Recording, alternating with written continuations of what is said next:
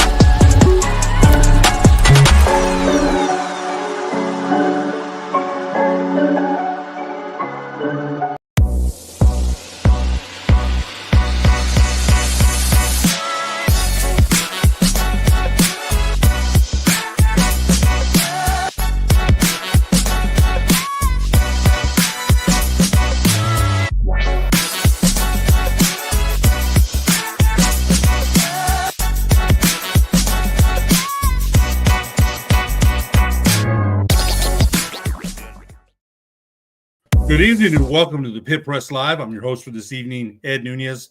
We're going to go over the San Diego State defeating New Mexico on Tuesday, 73-65. Lobos' second consecutive loss. Let's introduce our usual suspects. My son, Nick Nunez, a producer and play-by-play announcer for ProView Networks. Son, welcome to the show. Dad, thanks for having me. Tough loss 2 nights ago for the Lobos. Opportunity to bounce back on Saturday. Excited to talk about it with you and George Scott. And as you mentioned, we're going to introduce our second panel member tonight, Ryan Samari, feeling a little bit under the weather. He is producing. Eric Moulton, not available to join us. Former Lobo and a very good friend of mine for a very long time, George Scott. George, welcome to the show. Ed, Nick, thanks for having me. I really appreciate it. Disappointing loss the other night. Not terribly surprising, but disappointing nonetheless. I'm going to get into a little bit and give you my take, and then we'll go around and, everybody will get a shot at it. Second consecutive loss for New Mexico, and it was a game that I thought there was a couple of plays there that, they were outscored by 4 in the first half and 4 in the second. There's a couple of plays there in the second half. True Washington goes to the lane, puts up a floater. It's short. If that goes in, they cut it to 3, I believe, and then San Diego State goes and scores on the other end. And they always kicked UNM down the hill when UNM was just about ready to make their move. Richard Pitino said, it's quoted, their physicality at the rim bothered us. Coach Pitino said that, and we saw Nelly Jr. Joseph, 6 points and 16 rebounds. They swarmed him. They triple-teamed him. He kicked it back out to the shooters. They didn't make the shots. Milicevic, he did. He made some shots. Amzil, I thought he had 3 points and 3 rebounds, and it's his first time back in action. Hasn't practiced. That plantar fasciitis can be exceptionally painful. Donovan Dent, 26 and 7.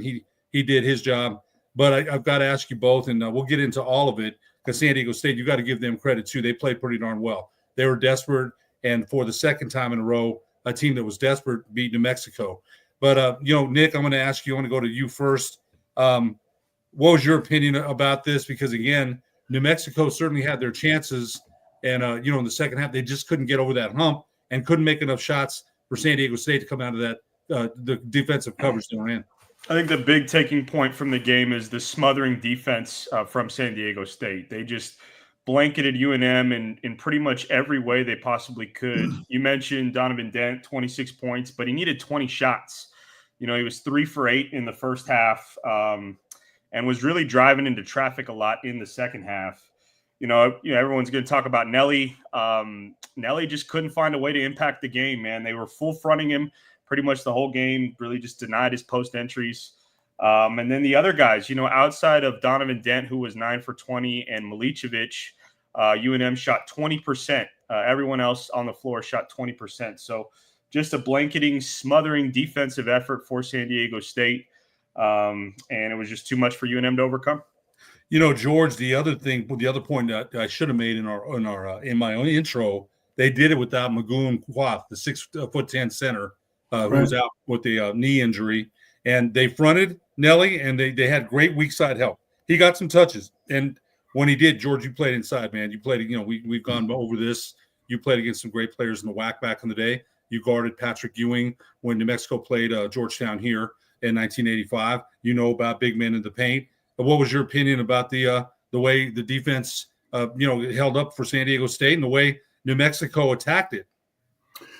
Well, two things. First of all, I don't think we matched how aggressive San Diego State was.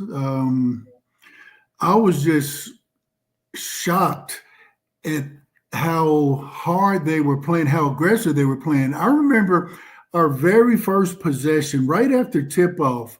I don't know if it was True or Donovan, but we were bringing the ball up court on our opening possession, and they were just like trying to keep us from starting our offense. I mean, they were clapping in our face and just contesting our opening possession, and I thought, okay, it's going down tonight. So I don't think we matched how aggressive they were. I don't think we backed down. I don't think they punked us, but I don't think that we were as aggressive as we should have been, considering the gravity of that game. Second point is, I don't think Nelly did enough. I love him to death. He's a great player. 16 rebounds speaks for itself, but I just think offensively, he just kind of gave up. As big as he is, I felt like he could have fought and scrapped more. I've gone to practice. He can make that free throw line jump shot instead of burying himself down on the block where there's three guys around him. Why not pop up to the free throw line? He can make that shot. I just think that he kind of accepted the fact that he wasn't going to get the ball, and he focused on his defensive rebounding. So little disappointed in his offensive output because, again, 16 rebounds are great, but 6 points is just not going to cut it.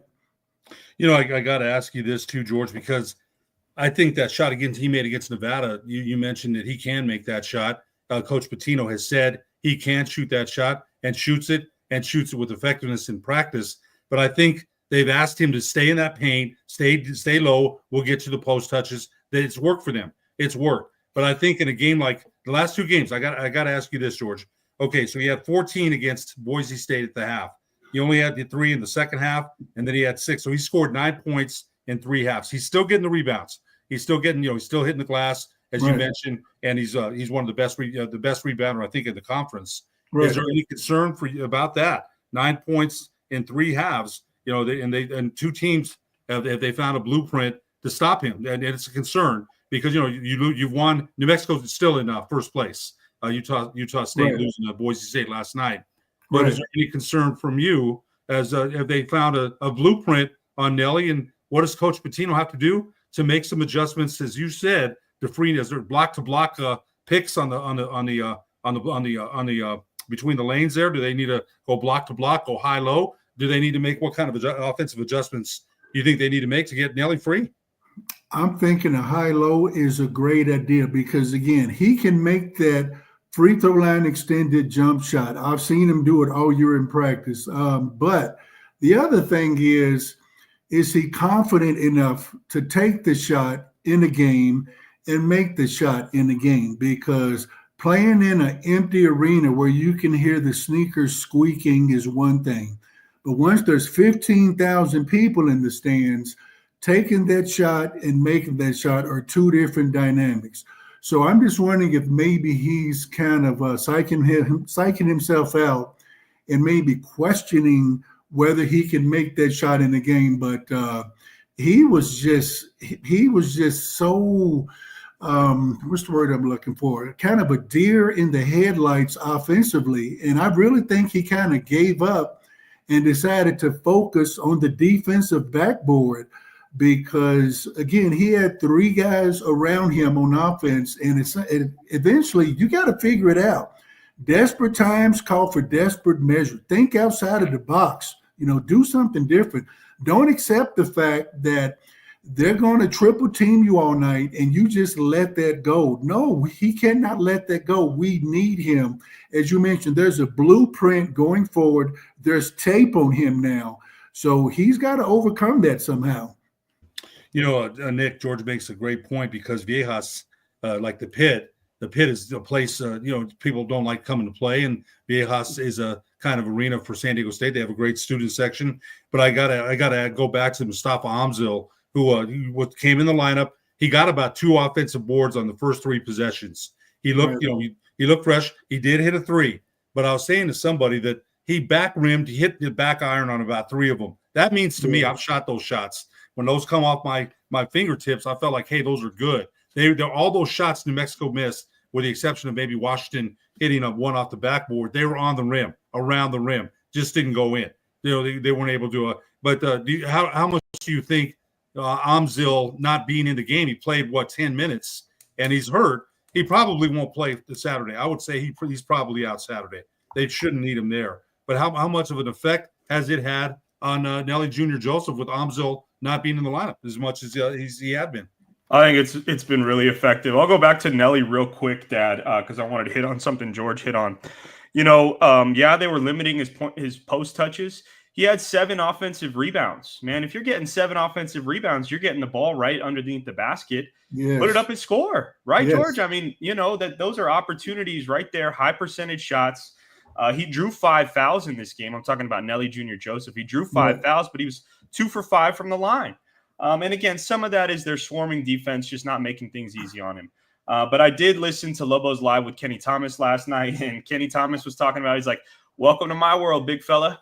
This is what it's like. Teams are going to defensive game plan for you. You got to find a way to impact the game. And if you're getting 7 offensive rebounds and drawing 5 fouls, you got to get to the free throw line. You got to be an animal down there. We need more from Nelly. I'm sorry. And Dad, you hit the nail on the head. He was completely ineffective against Boise State in the first half. He had 3 points, 3 turnovers. We need more from him. He's got to bounce back. Your question about Mustafa Amzil, how much has that affected Nelly? Well, I think Mustafa has really kind of developed a mid-post game as the season has gone on. He's not just a 3-point shooter. You can get him the ball in the post, and he's pretty effective kind of from that 8 to 12-foot range. He can score inside. He's not there yet, and Coach Pitino talked about it in the post game when he spoke with Robert Portnoy and Hunter Green. He's rusty. He hadn't played a ton of minutes. I mean, the last game he played before this one was Wyoming. It's going to take him some time. If you think you're just going to put Mustafa Amzil in the lineup and he's going to give you the same point and rebound and defensive production that he's given you before he got hurt, it just doesn't work that way. It's going to take some time. So they're banged up right now. They had some illness this past couple weeks. That's no different than anyone else at this point in the season, man. No excuses. Tough 2-game road stretch, but they have an opportunity at home on Saturday in a game that they should win. So hopefully they bounce back. Those are all good points. I got to say this about Jovan Milicevic. I was listening to Coach Pitino tonight on the coach's show, and I think that he's better off of the bench. He got 16, and, he had been starting, and when they put him in the starting lineup against Boise State, he struggled guarding Degenhart. Tyson Degenhart's a senior. Milicevic is a freshman, and Degenhart took him to school. You made a good point, Nick, that Degenhart got to the spots. Coach Rice did a good job of getting him the spots to the spots he wanted, at the elbow, in the post. They did a good job, and it's tough for a freshman to guard a player that some thought was going to be the conference player of the year. That hasn't been decided yet. It still looks like it's going to be Donovan Dan. Nelly Jr. Joseph's in the hunt, as is Degenhart. But George, going back to Milicevic, what do you think about him? Coming off the bench, it seems to everybody, he's more effective coming off the bench than he is being a starter. I agree. He seemed like he was kind of instant offense. Do you guys remember Vinnie Johnson from the old Detroit Pistons? But I was pleasantly surprised at Jovan because the game the other night was huge. That was a huge game. The entire conference was watching, if not the entire country. And he stepped up big time. I think he made 4 3-pointers, as I recall. And I mean, for a freshman to do that, I'm like, my God, dude, are you kidding me? He really, really showed up and showed out. So I really like that kid. I hope he sticks around. You know, I'm a little I'm a little paranoid about, losing him to NIL and the transfer portal, but I was pleasantly shocked at how well he played, especially considering that Amzo is still struggling. I went to the practice the day before we played Utah State here. He didn't even practice. He's walking around in a walking boot on one leg, and he had his stocking feet on the other leg. He wasn't even wearing sneakers. So he's in some bad shape. And the other thing is, he's got to have lost some of his conditioning. We're at a high altitude here, and if you haven't done any conditioning in 2 weeks, that's going to affect your game, especially late in the second half when it's grinded out time. So I think that is a big concern going forward. George, that's a great point, because you played, Nick, you played and coached. I played and coached, and if you're not in that condition, we're running different things. We're running, we're putting in different wrinkles, and I need everybody, to be running conditioning drills. We do conditioning drills. George, you guys ran the pit steps when you played there. It's been going on. Yep. In fact, Phil Smith said that Coach Lamphere had you guys running. That's all you did with Coach Lamphere was run, and so I think that's a big point. Timing, George, you know how important execution and timing is. If a player is not there in practice, and son, you know that too. You coached under Damian Segura, and you had your own team, and I coached my own team too at Highland. So that execution and timing is so. And sometimes George and Nick, you have to work on it over and over. Let's do it again. We didn't get it right. So right now, and I had plantar. George, I don't know if you've ever had it. Son, you haven't had it yet. That is really, really painful. I had it in my right heel, and I had to take a shot in my pad of my heel, and I said that I'm never taking another shot again. And it went away. Really? Yeah, you'll know it's very painful, like a deep bruise in your heel. You can't bend, you really can't jump, and you're thinking about it every single time. And I had it only for about a month or two, but that was enough. And so so I don't think he'll play Saturday. They've got a week until they play Friday against they got Tuesday at Nevada. So I think they'll hold him out, I would think, on Saturday here. They beat Air Force pretty good last time. And that's one of what they call a get right game. They should beat Air Force. But that injury there and him not being in the lineup, it provides opportunities for others. It's true, and Milicevic took advantage of it. But a lot of people sometimes get down on Amzil. They're going to need him.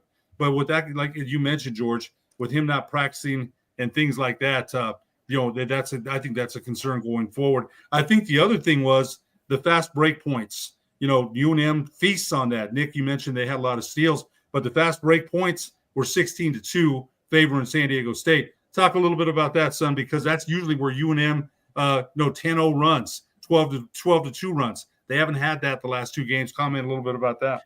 They had 10 steals in this game. 10 steals means you're forcing live ball turnovers and you have the opportunity to get out and transition.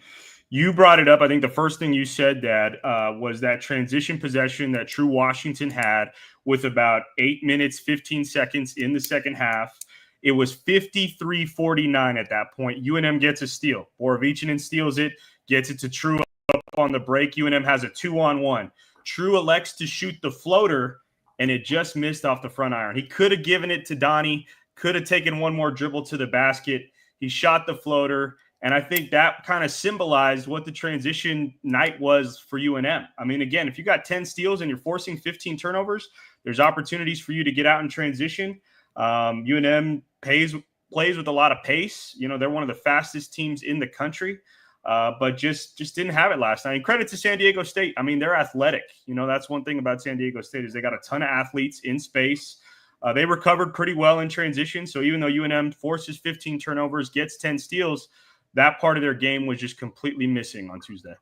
I thought the other thing was that True, 1 of 9 from the field. It wasn't one of his better games, and when he scores in double figures, UNM is pretty successful. I thought he went shot hunting for a couple of shots that weren't in rhythm. Him and Donovan Dan had been working in great tandem, passing to each other and then passing to the open guy. Donovan Dan is an exceptionally great passer, and I thought True had turned into that, getting his shot when he needed it, taking advantage of his shot opportunities in a set offense. When he starts hunting for his shots, I think that's what he did. He started doing that on Tuesday. He did have opportunities, though. He did. George, you want to talk a little bit about that? Because when he's going well, stealing the ball, he still had 4 steals, George. He still had 4 steals. He just didn't turn them into the scoring opportunities that he normally does. I agree. I think he is a catch and shoot kind of a guy instead of create and make your own shot kind of a guy.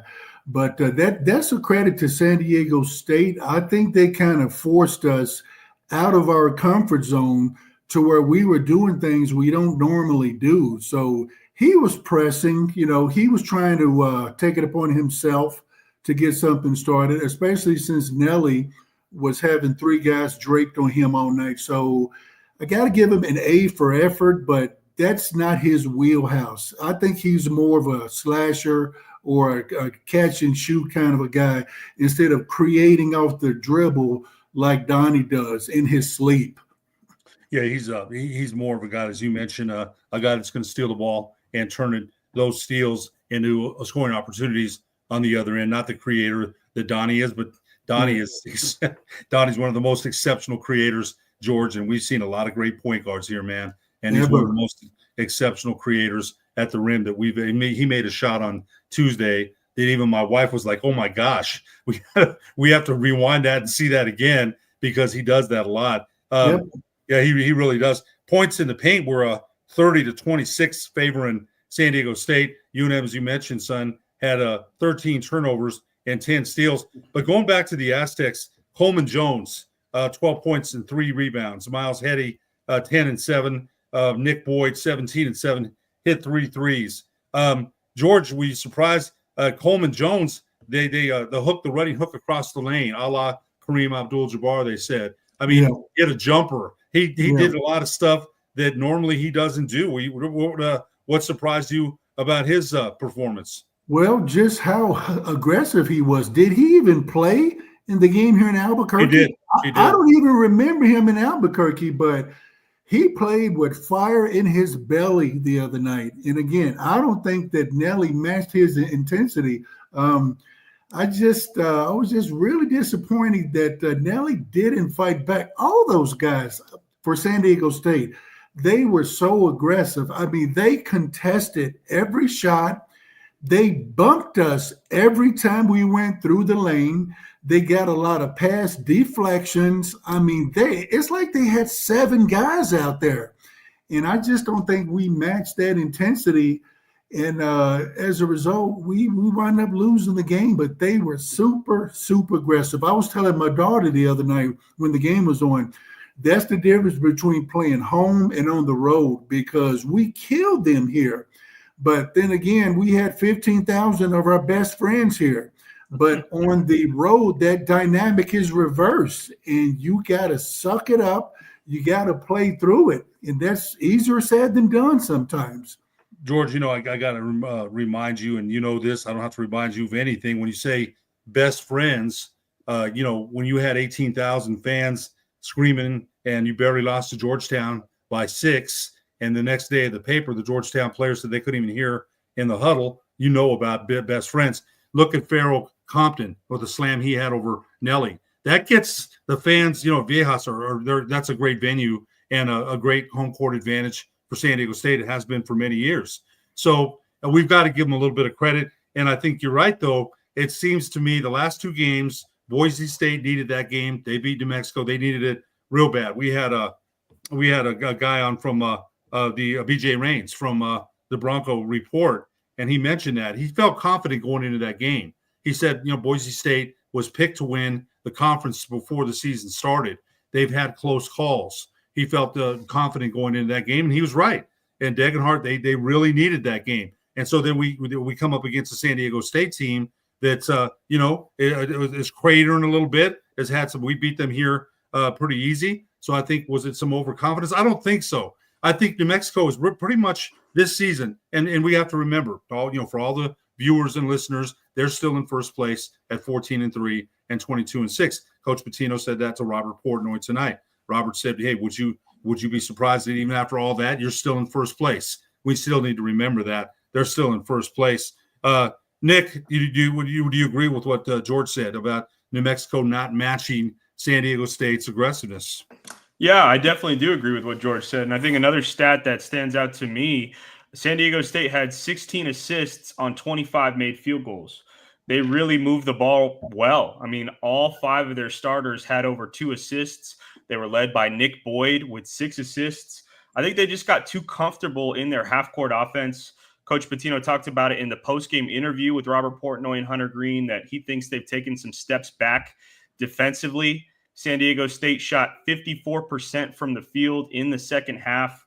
Boise State shot 48%, went to the line 32 times.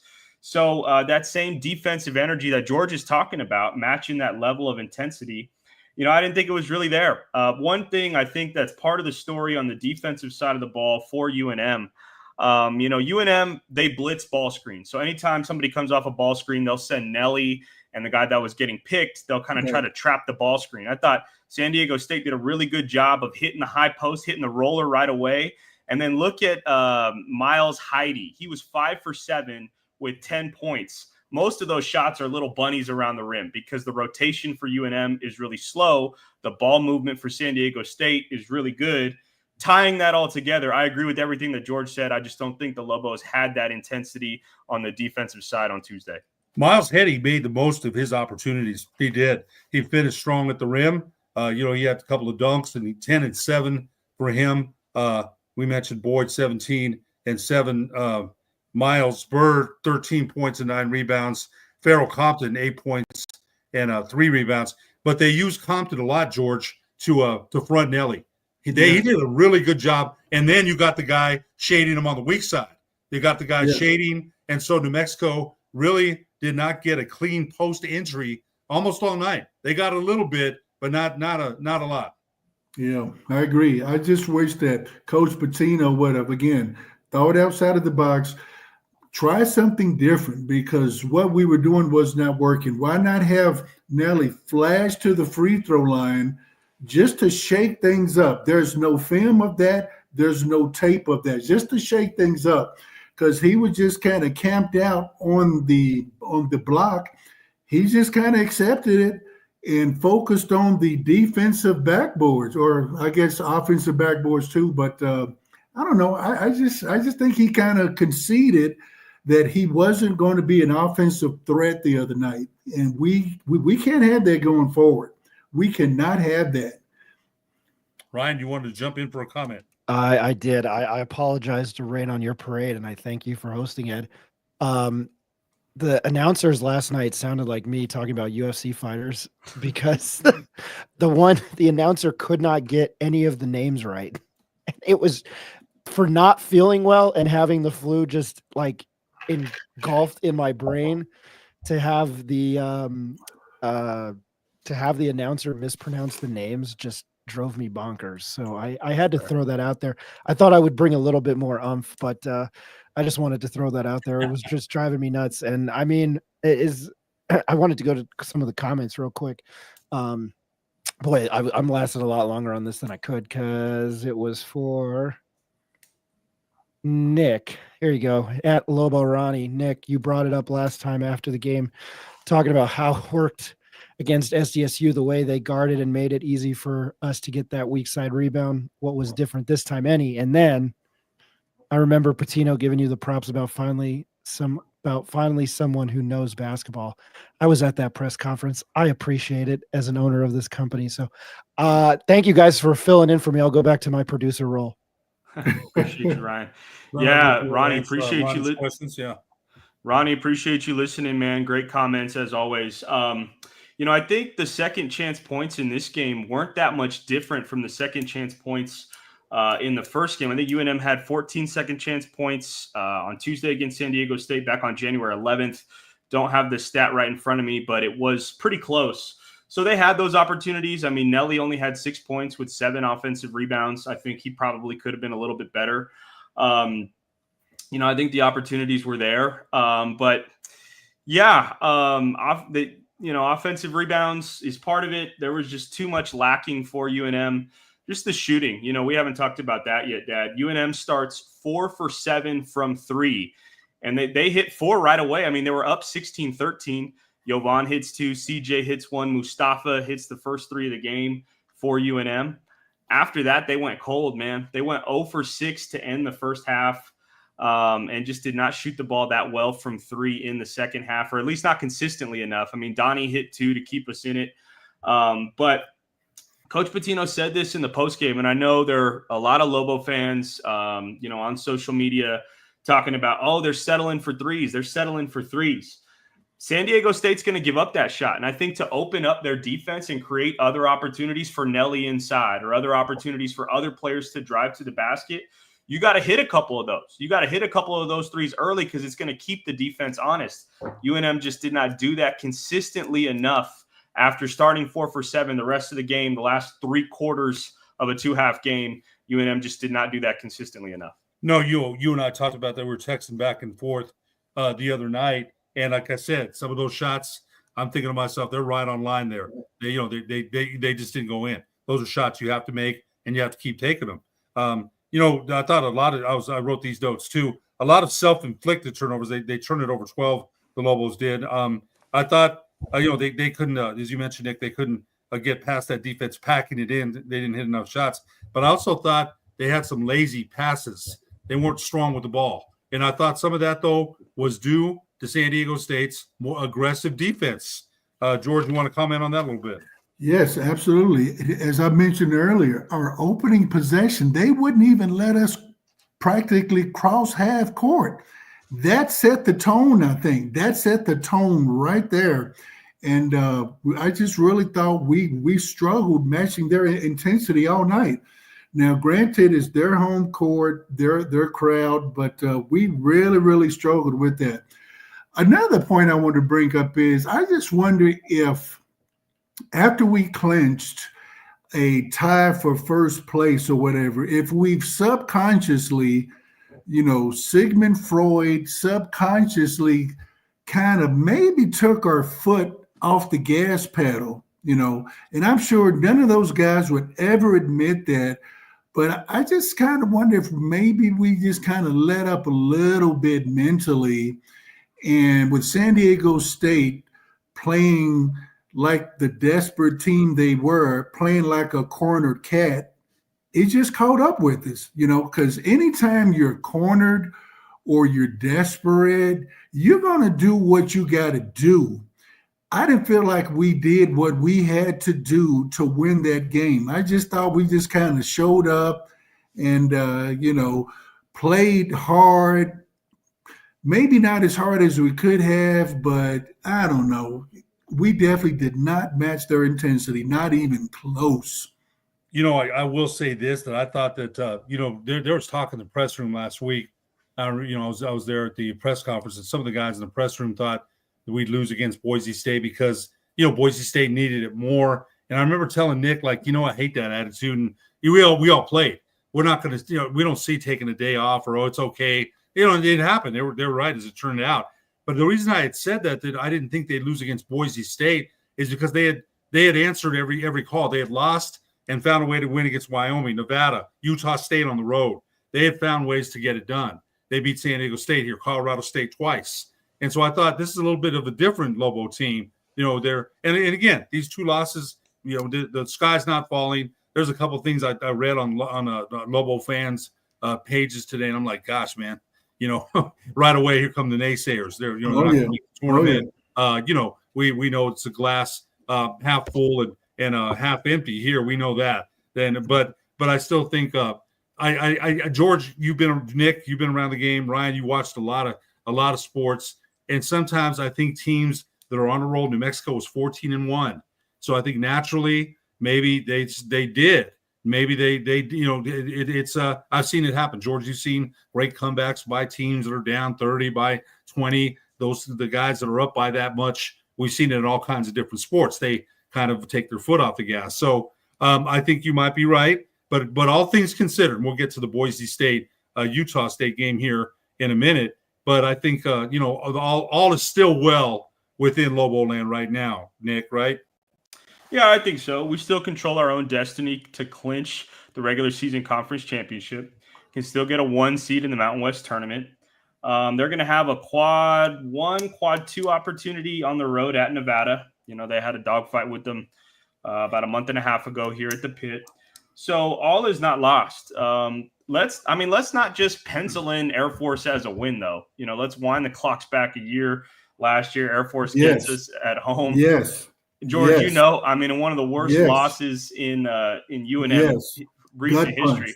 Yeah, so let's just not pencil in a win on Saturday. Let's just come ready to play and see what happens. I was going to say, and sorry, you have to listen to me again, Ed, we talked about it, I think, after BJ Rains last week, was if they're able to come out of this road trip, which was long and weird, 1-1, we'd probably feel good about ourselves. Well, now we sit here 0-2, and I always preach this. I'd rather lose to the Cowboys in September than in January. I mean, it's literally almost 30 hours away from March. And somebody made a comment about how Patino's teams in Minnesota faltered towards the end. I think Jeff and JJ had talked about it whenever I listened to it. I'm living in a time loop in the last 72 hours, but have they peaked too soon? But again, I would trade that loss the other night for a win the way they played against San Diego State right now. I just think it's all bad timing, and I'll make that short, and I don't have any humor tonight. I don't know if you guys disagree with me or not. No, I think there's something to that. I mean, they were rolling, and I guess that was the concern when would the shoe fall. And again, though, you run into a Boise State team, and Ryan mentioned BJ Rains, and he seemed very confident about Boise State's chances. Again, remember the preseason conference favorite to win the conference. So the thought about New Mexico peaking early, I don't know. They've lost 2, that's true, but they've still got Air Force, Nevada, at Nevada, and then here at UNLV. They've got games to play here. So again, all is not lost. There's going to be some negativity around the losses for sure, because they've been rolling. They've been playing very well, better than we've seen a New Mexico team play. They haven't won a conference title since 2013. But I've got another question for both of you guys. Jeff Grammer said this in the Albuquerque Journal today. These past 2 games has UNM. They needed some stops, and they couldn't come up with them. And then his question was, have they lost their defensive identity? And that's a fair question. Jeff covers the team. And I read that, and I read it twice, and I read it again. And people are going to ask that themselves. And George, I'm going to ask you first. Do you think they've lost their defensive identity? I do think it's a very good and very fair question. Do I think we've lost our defensive identity? The answer is yes, but only because of those past 2 games. Say the schedule played out to where we were playing Colorado State and Wyoming or Air Force or whoever. We just happened to play 2 really good, desperate teams. So, yes, we've lost our intensity, but that's also a credit to the caliber of the competition we played the past 2 games. But I think going forward, we're going to be fine. Sky's not falling. And you're right, Ed. This is a total bandwagon town, total bandwagon town. But I'm not glad we lost the past 2 games, of course, but I think it's going to make us get refocused. We're going to get grounded. We're going to do a reset. And I'm sure that Patino is going to get those guys' attention now because, I mean, let's be honest, those are a bunch of young kids. They're probably strutting around feeling a little full of themselves, when we had that winning streak, but nothing slaps you back into reality like losing 2 straight conference games in the middle of a heated conference race. So maybe we needed that to humble us, to ground us, to get us refocused for the stretch run. George, Nick, I'm going to come to you here in just a second, but I think any coach, and I look at Greg Brown at Volcano Vista as an example, and Nick knows about this too. They've won 3 straight championships, and they look good for a 4th. He has to really, his teams have lost 2 games this year to teams out of town. They haven't lost here in New Mexico. And so Greg is always trying to say, my team's not that good. They're not doing this right. We need to do this better. And Nick and I understand why, and so do you, George. You got to keep your team hungry. So after these 2 losses that New Mexico has, is that hunger still there? And that's a fair question. It is, because when you lose as a coach, Coach Patino could say, I've been telling you this, you didn't do that, you didn't execute this, we're not that good. We're not that good. So we have to refocus. Son, your thoughts about that? Has New Mexico? I think it's a fair question. Again, George is right. It's fair. Jeff Grammer's, covered the New Mexico Lobos for many years now. Have they lost their defensive identity? Yeah, pulling some of the stats that Jeff put in his emptying the notebook column, which I really do appreciate. Jeff does a great job just including so many stats for subscribers to the Albuquerque Journal. But looking some at that and then some of the stuff I've looked at on my own, I mean, let's wind the clock back the last 4 games. Wyoming shoots 53% in the pit, 62% in the second half. Utah State shoots 48% in the pit, knocks down 10 threes. Boise State shoots 48%, goes to the free throw line 32 times.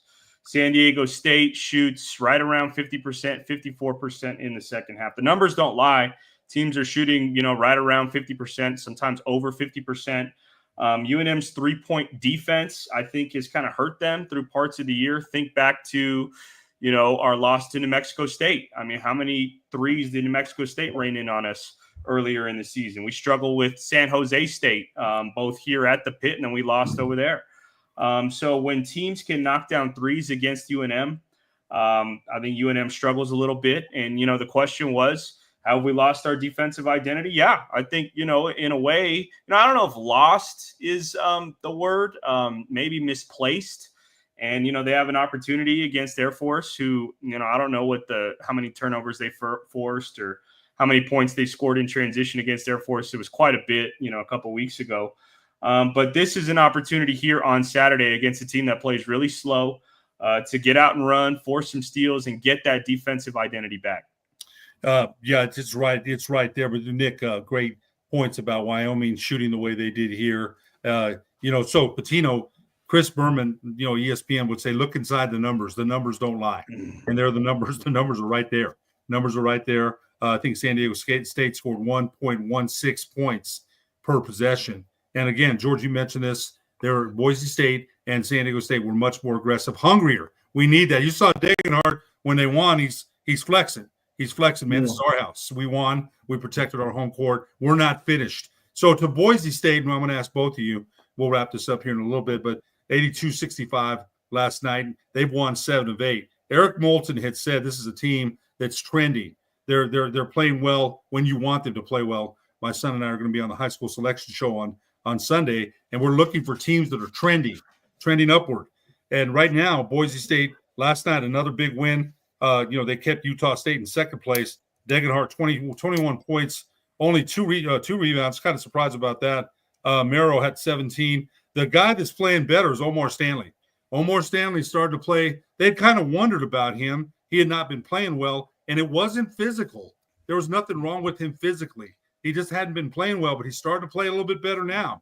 George, what kind of threat does Boise State playing the way they are now? The preseason conference favorite. What kind of threats do you see them at the tournament or, playing at the Mountain West tournament and the rest of the year? Well, it sounds like they finally figured it out. Again, they were the preseason conference favorite. I guess they finally started to put it all together. I don't know. I still like our guys, though. Again, I'm not panicking about us. I think we're going to be fine. Um, I think that when we play Boise State again, we're going to beat them again. I'm not terribly concerned about anybody right now. If we played San Diego State a third time, I think we're going to beat them. We just needed to be humbled, and we were truly humbled these past two games. Yeah, we lost our defensive intensity, but I really think it's temporary. It's not permanent. Again, coach has those guys' attention now. They're not feeling so full of themselves, hopefully, and they're going to start listening and doing what they need to do. But so, no, I'm not overly concerned about Boise or San Diego State or anyone at this point. I like our chances. You know what, George? I think that's a great point. And I think the other things when we've gone to press conferences, Nick, and I'll get to your opinions here in just a second. The players have all said this. Nelly, Nolan, CJ Nolan, Donovan Dent, we want to win a Mountain West championship. We want to win that. So I think they've been focused. They've had a little fork in the road here, but I think it's definitely they're still in first place. So I think their goal to win a Mountain West championship the first time since 2013 is still there. Son, your opinion there about where Boise State is. I don't know if you got the chance to watch any of the game. I watched a little bit of it last night before I fell asleep at about the last 8 minutes, but they're playing much better since they inserted the freshman Preston Carmichael. He had 9 last night and 17 against UNM, I believe. Kind of changed their lineup a little bit, and it's worked. They're a lot more balanced over their last 4 games than they had been in most of the Mountain West Conference season. When they can get double figures from Andrew Meadow, Omar Stanley, Ugbo didn't get double figures, but he contributed in the scoring department. Javen Buchanan has been in double figures for them at times. When they can get that kind of balance on the offensive side of the ball, and when they win the rebound count, Boise State is really good. And I mean, against that Utah State matchup zone, Boise State had 20 assists on 25 made field goals. So they moved the ball really well, attacked that zone really well. They were physical with Utah State. Utah State's not a big team. Gattaretzi gets in foul trouble, and sometimes they don't even have a guy over 6'10" on the floor. Boise State, when you can go to Stanley off the bench, when Ugbo's being productive for you, and you got the preseason Mountain West Player of the Year and Tyson Degenhart playing bully ball down low, that's a big physical team. And they're taking care of the basketball. I don't know I can't remember how many turnovers they had against UNM, but Alvaro Cardenas, who turned the ball over a lot in the pit back in January, he had 10 assists, 3 turnovers against UNM. He had a positive assist to turnover ratio against Utah State again last night. So they're playing really well. And hats off to them because after they lost at San Diego State, and I said this on the last show, they scored 47 points at Viejas Arena last Saturday. Everybody was putting the fork in Boise State. And look at where they are now. So, no, hats off to them. They're playing really well. 7 of 8. Yeah, they're again. Eric Moulton has said they're not a team that you're going to want to play, and he was right about that.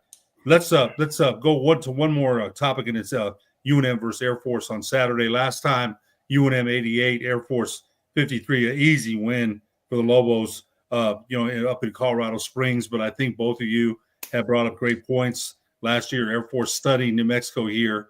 I remember I was at Western and I couldn't believe we lost. I couldn't believe it. But I think, again, a different Lobo team, much better Lobo team than what we had last year. And that was a good team winning the Mountain West Conference tournament and losing in the first round. The goal is to get past that first round. It's not good enough to get in the tournament. And I still say that the selection committee has no respect for the Mountain West or New Mexico. We know that. They don't. The New Mexico doesn't have a rich history in the NCAA tournament.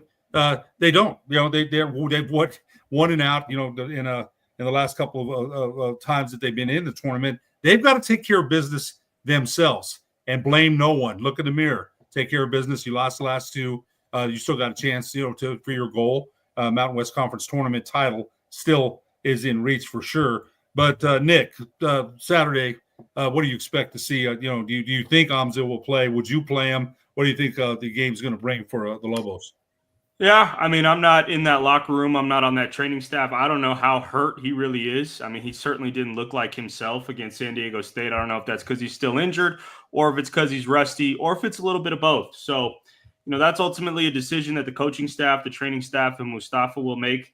I just want to see us play good, man. I want to see us play well. I don't think they played well the last two games. I mean, think about that 18-2 run that Boise State went on to start the second half at Boise, and then just an ugly game at San Diego, man. We shot 34%. We turned the ball over 14 times, and we had 2 fast break points. I want to see this team play Lobo basketball, get back to the things that were getting us in the win column. So an opportunity to do that against an opponent you should beat. Hopefully they get it done on Saturday. George, same question to you. And, some people may look at this as a get right game. We got Air Force coming in here and, we'll get right. We'll steal the ball. We'll score 100. But they've got to go out there and execute, and they haven't done it the last 2 games. So Coach Pitino has every right to get on their behinds. And he's not, doesn't seem like that kind of coach to really scream and yell. He does get after him. I don't know that he's a hard ass like Steve Alford. I don't think he's that guy. But he has every right to get on the team. They haven't played to their expectations the last 2 games, but again, they're still in first place. All the things, their preseason goals are in sight. What do you expect to see Saturday? I think Air Force's timing is horrible right now. Number one, they beat us last year, right, in the pit. I still remember that day last year. It was 68, 70 degrees outside. I wore shorts to the pit, which I rarely do during basketball season. I wore shorts and I wore a Lobo baseball jersey, right? I got a closet full of gear. I wore my summertime Lobo jersey, shorts, beautiful day. We were all looking forward to this big blowout that never happened, ruined everybody's weekend. So again, I think their timing is horrible because number one, they beat us last year. Number two, we're coming off back-to-back losses. So I think that we're going to be ready based on last year's results and also the fact that we're coming off of back-to-back losses. So I'm thinking we're going to kill Air Force now that, again, Coach has the team's attention. We're grounded. We've been humbled. I think we're going to kill Air Force because we owe them one. And again, our focus is there. Coach Pitino said that they're looking forward to 2 more home games with, sellout crowds. He said that tonight on the Lobos on the Lobo show he does with Robert Portnoy. We're about to wrap this up, but Ryan, I was hoping you could put up a couple of comments from our listeners tonight. We've had I've been watching some of the comments, and I was hoping Ryan could get some comments up here, and then we'll wrap up the show. He just had one there. Okay, so am I wrong to from Ronnie Chavez? Lobos have only won their last couple of games by 7 points in the last 2 games. Is he wrong to say that the Lobos might be struggling there a little bit? Lobos have only won their last 2 home games by a total of 7 points and lost last 2 games on the road. There has to be something to say about that. I'm going to take that first, and they won. I'm going to say that they won their last 2 home games by a total of 7 points. They found a way to win. Period. Last 2 home games, they did. Last 2 games on the road, yes. I'm not into almost winning or almost. You won. That's it. You won. You took care of business. Yes, they lost their last 2 on the road. Gentlemen, any comments? Yeah, I mean, I think it ties into everything that we've talked about here on this show. Wyoming, man, they kind of torched us. I think Nelly was in foul trouble in that game, and so was True. Atiki had to play more minutes, and I think Atiki has kind of struggled the last couple games to be productive or really give us much off the bench. I mean, I think he's a good rim protector, good rim runner, can throw it down at the rim. Yeah, I mean, look, Utah State's top of the conference, and Wyoming is kind of a tough matchup for UNM. Wyoming, Dad, we were talking about it in that game. Wyoming has 2 bigs that they threw at Nelly that kind of neutralized him a little bit. And then again, with Nelly and True being in foul trouble, just a weird game. Look, it's the end of the season, man. Teams have you scouted. Nothing's going to be easy. Nobody's going to give you anything. I mean, Air Force might be a tough game in the first half, might be a tough game all game. So don't be surprised if it is. You're not going to blow the doors off of everybody at the end of the season in conference. Everybody's hungry. So I don't know if I put that much stock into it. George? I agree. I don't put that much stock in it either. Nick, you were spot on. Again, I know I'm repeating myself, but I just think that Coach has the guys' attention now. We are refocused and we're gonna finish strong, right? We're gonna do that closing kick to wrap it up. And once we go to Las Vegas in 2 weeks, which I'm so looking forward to, I go every year. I've been going from day one. Once we go to the Pit West, that's our arena. That is our court. Half of Albuquerque is there. So if we can get there, hopefully as conference regular season champions, I'm not even worried about Vegas. I might be kidding myself, but that's our court. The Pit West is our court, especially as well as we played last year, winning 4 games in 4 days. I think we're going to make another run again, but looking forward to the finishing kick the next 2-3 weeks or next 2 weeks, and yeah, we'll be fine. I'm not even worried. George, you've seen some great tournament action there. I know you always go. Our good friend Ron Beach joins you up there in Las Vegas, and Pit West last year was such a Ed and crew. Thank you for making the show happen. Good to have Ron Beach's wingman George Scott today. I think I have that in reverse. Ron will enjoy that, George. We're all real good friends. You, me, Ben Santisteban, and Arnold Senna. We have a little group text that we've kept going. So, just some old guys enjoying each other's company and remembering the times we had playing basketball way back in the day. But, George, when you mentioned, and son, we haven't been able to go to Las Vegas because we're always doing the state basketball tournament. But when you see that, the fans in Albuquerque, all the fans there, man, that's got to be real exciting. Last year, New Mexico won it, and you saw Eddie House. That's my son. He said some other things that we can't say on this show, but it's exciting. So I think New Mexico. Let's put things in perspective.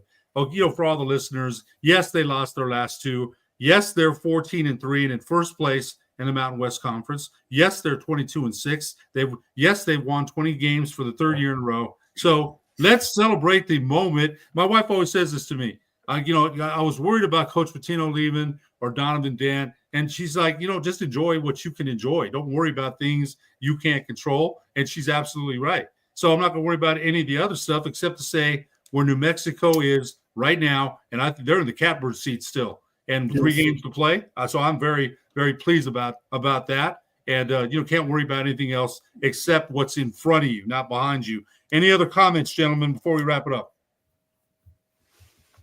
Well, I'm just very excited about the next 2 weeks. Again, I'm not glad or happy we lost the past 2 games, but I really think something good is going to come out of it. Short-term memory. Let's just put this one in the rearview mirror, flush it away, take care of business on Saturday, 1 game at a time, and let's win the Mountain West. I think that goal is definitely in sight. So we're going to wrap it up. And again, thanks to all our listeners and to all our sponsors.